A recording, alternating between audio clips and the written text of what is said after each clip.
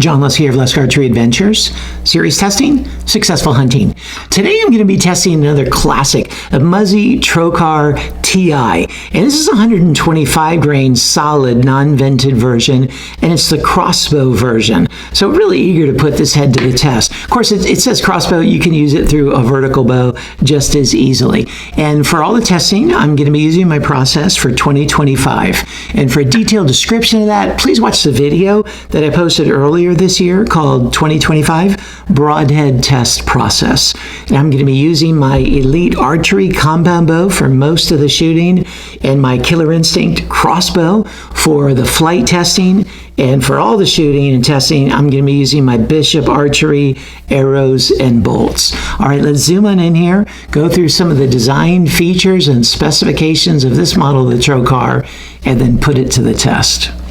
Here's a good look at this head, and man, this is a wicked looking broadhead right here. This is the 125 grain model, which means it's not going to have the vented blades. It's going to have the solid blades, making it a lot quieter in flight. But let's start with the materials. First of all, it's got a titanium ferrule and tip. That's just all one piece, goes into this nice chisel tip. Pretty small chisel tip. I like the way Muzzy does that with their Trocars because it helps with penetration.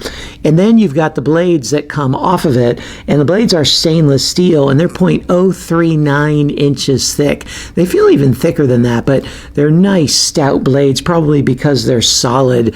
And I like the way they have this little bat wing curve to it. Okay, it just makes it look extra wicked there, doesn't it? And the cutting diameter is 1.25 inches. So most three blades are like 1 1/8 inches, but I like the way like the Q80 Exodus and the Trocars are 1 1/4 inches, giving you a lot more cut. Now another thing is this is the Crossbow model, and if you see a broadhead, a fixed blade head especially, but any broadhead that's a Crossbow model, usually what that means is it has a thicker base to where there's not a gap between the base of the broadhead and the thickness of a bolt. Bolts are thicker outside diameter than arrow shafts typically are, and so this just has a thicker base, which works great with my collar that I have here on these Bishop arrows. They have this hardened steel collar, and it lines up perfectly with that. But if you see like a Crossbow model on sale, but you go, oh man, I'm shooting a compound bow, hey, get the Crossbow model because it opens up a nice channel for your whole arrow to go through, and there's not going to be any problem shooting it through a vertical bow. Now another cool thing about this head is that the blades are offset, and I really like this. Let me show you what that means. In case you're not familiar with it, offset just means the blades don't line up with the center of the ferrule. You see how they're a little off. It's hard to get it to line up there. They're a little bit off of center. And what that does is it creates a really wicked wound channel and generates a rotation that's not unlike the rotation created by a single bevel. So it's nice. You can use a double bevel blade, but then still get that wicked wound channel rotation. And the way these are designed is you can either align them to be rotating left or right based on your bow setup and what you want to do with it.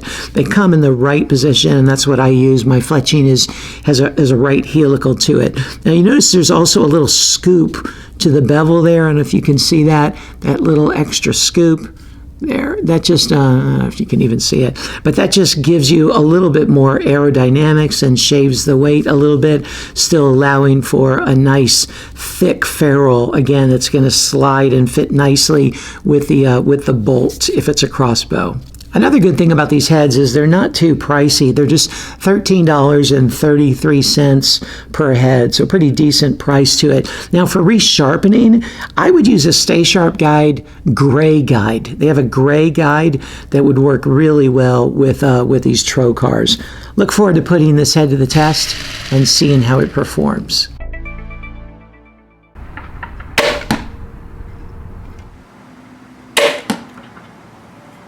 The Muzzy Trocar got the 9 ring. It took 146 grams of force to cut through the wire, which is a 10 on a 10-point scale, plus a bonus for being under the threshold of 200.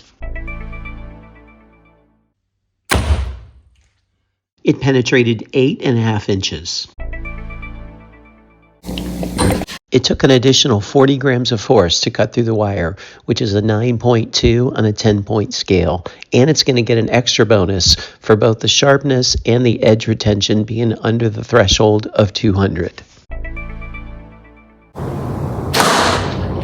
It penetrated through 59 layers, which is an 8.43 on a 10-point scale.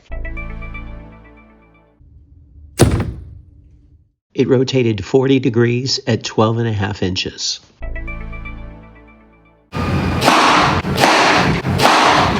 It's in perfect condition after the 3 shots through the MDF.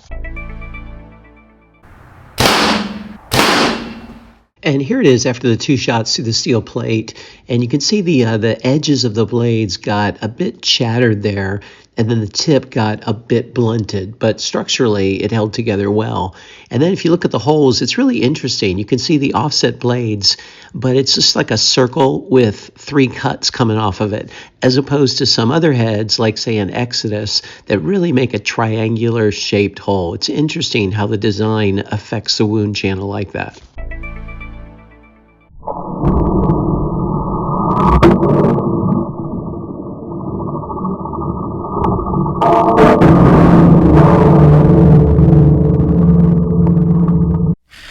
Here it is after all the durability testing. Did very well through the MDF, through the steel plate. Just got a bit of edge shatter on each of the blades, and tip got a little bit of blunted. And then into the cinder block, it held together really well. The tip got a little bit more blunted. The blades got a little bit more chewed up there, and it developed a little bit of a wobble there that you can see. But overall, really good durability. So what'd you think? Man, it did really well. I knew it was going to do well. These heads always do well, but I especially like this 125 grain model. Man, the blades were a lot more durable than other ones that I've tested, other models I've tested, and I like this Crossbow version. It just lines up better with my arrows, and of course it works great with the Crossbow. But you check out the score sheet and see how it performed in the areas that matter to you the most. See if it might be a good fit for you. And also stay tuned for the overall cumulative score, as well as the corresponding Lusk grade. And the final slide is going to be a list of all the discount codes that I can offer you just to help you save some money on this pretty expensive hobby that we have. Thanks for tuning in. Look forward to seeing you next time.